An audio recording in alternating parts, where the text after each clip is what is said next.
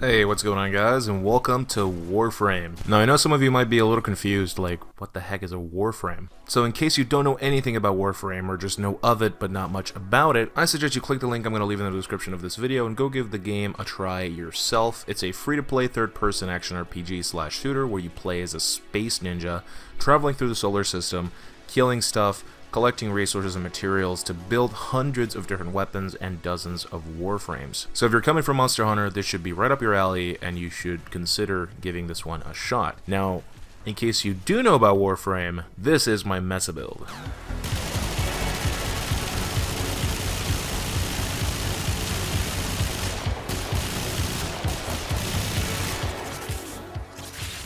Mesa is one of my personal favorite warframes because, well, she's a cowboy. That's really it. She has damage, CC, more damage, survivability, even more damage, amazing ad clear, some more damage. She transitions fantastically from mid-game to endgame. She also has some damage, and she enhances your own gunplay, which is the way I personally like playing the game. Also, she has damage. Now that's a lot of damage! For the spec, I have two builds. For both of them, I use Growing Power as my aura mod, mainly because it's super easy to proc and it's just free power strength, but also because I like having the V polarity in my aura slot in case I ever feel like memeing and using something like rifle amp, pistol amp, shotgun amp, or steel charge even. So corrosive protection is probably better, but I just like having the flexibility. For the mods, I run primed flow to increase my energy, then I have prime continuity, constitution, and narrow-minded for duration, which is amazing on Mesa, streamline for some efficiency, and then intensify, transient fortitude, and augur secrets for my power strength. I run transient fortitude instead of blind rage for some extra power strength because I like having a bit of efficiency so I can cast my 2 and 3 without detrimenting my energy so much. Now, about the Excellus Mod Slot. This is where my two builds differ. One of them has the Mesa Walt Augment, which lets you move around at 50% speed while you're in Peacemaker, and the other one has Power Drift and Stretch, which increases your power strength and power range, respectively. The thing you quickly realize with Mesa is that the only thing that can kill you in the endgame are melee attacks and toxin procs. And melee attacks technically can kill you, but they realistically will never happen to you, because your 2 will probably stun them before they get even close to you. So one of these builds has mobility, the other one has range, and more range generally means more CC. So it honestly all just comes down to what type of mission you're doing. I like taking Waltz on missions like Exterminate, Survival, Capture, Escort, Sanctuary Onslaught, or Endless Kuba and stuff like that, where I would benefit from being able to move around a little bit. But on missions like Interception, Defense, or Mobile Defense, where the objective is literally sitting in one place the entire time, I can just become a turret on top of the objective, and I have no need for mobility. The increase in range also means I can stun enemies with my 2 before they can get even close to me or the objective, therefore highly minimizing the potential of failure. So yeah, that's about it for Mesa herself. Now let's move on to her second half, her Regulators. On these bad boys, I run Prime Pistol Gambit and Prime Target Cracker for crit chance and crit damage, Hornet Strike, Barrel Diffusion, and Lethal Torrent for damage, multi-shot, and a bit of fire rate, 2 elemental mods. More often than not I use Pathogen Rounds and Convulsion for corrosive damage, and Anemic Agility. If you don't have Anemic Agility, feel free to use Augur Pact or anything like that. I used to use 2 dual stat mods to increase the status on these things, but I honestly prefer having more damage since I do run Anemic Agility, which reduces your per shot damage by a little bit, but highly increases your damage per sec. Plus, 25% status isn't really that bad. One out of every 4 shots deals a status proc, and you shoot like a million rounds a second, so needless to say, everything dies pretty quick. For my loadout, I almost always run the Dex Sybaris or the Sybaris Prime as my primary weapon, mostly because it is my favorite weapon, but it is also my favorite weapon because it is so damn good. The Prime version of the Sybaris has more status, while the Dex version has more crit. So the Prime is probably better for super endgame level content, while the Dex is pretty much better for everything else, because you generally will not need to shred that much armor.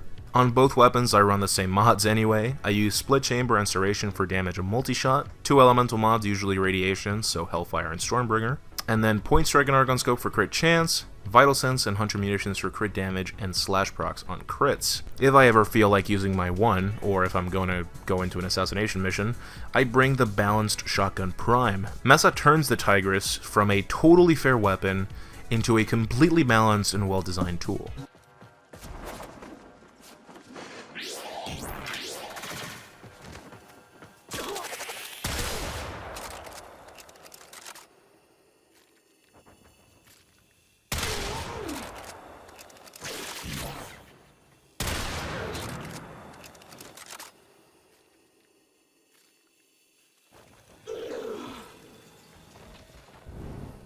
On my Tigris, I use Prime Point Blank, Hell's Chamber, and Vigilante Armaments for damage and multi-shot. I use all 4 dual stat mods to get that juicy 100% status chance for radiation viral procs, and then I use Sweeping Serration to bias my status procs for slash, since I only need 1 viral proc to half an enemy's HP. For my secondary weapon, I used to almost exclusively use the Pandero. It was my favorite secondary in the entire game. I honestly thought it was the best secondary weapon in the entire game.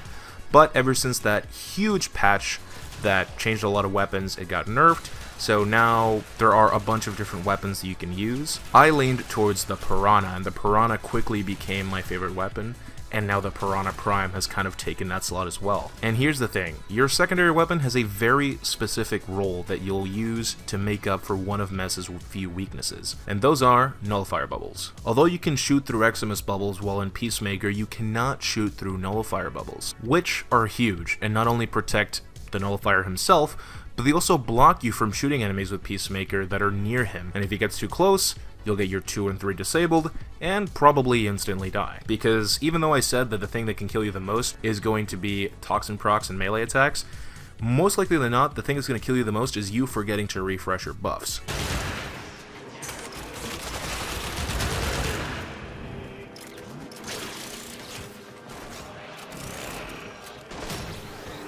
Which is why whenever you see a Nullifier, you need to stop whatever it is you're doing, swap to your secondary, and blast his ass. And you can do this super easily with high rate of fire or multi-shot secondaries. And it just so happens that the Piranha is both. So the Piranha Prime is your best bet for this slot. I never run a melee weapon with Mesa so I can get that extra bit of health from her passive, but also because I don't want to be in melee range anyway, since it is one of the only avenues where I can be killed. And for my companion, I always bring Taxon, because he empowers one of Mesa's best features, her survivability. Now, even though your Shatter Shield grants you 95% damage reduction, when you're getting shot by super high level enemies from every single direction, you are still going to take a lot of damage, because you do not have a lot of shields or a lot of health, especially since we didn't spec for shields or health with redirection or vitality. That's where Taxon comes in. Constantly regenerating your shield and granting you a massive 1400 plus overshield means you just literally cannot be killed. As for his weapon, bring whatever you want. It's really doesn't matter, but I think Super Prime is really good. So, in conclusion, Mesa can do it all and then some. The bonus damage from your 2 will let your Sybaris one-shot almost anything,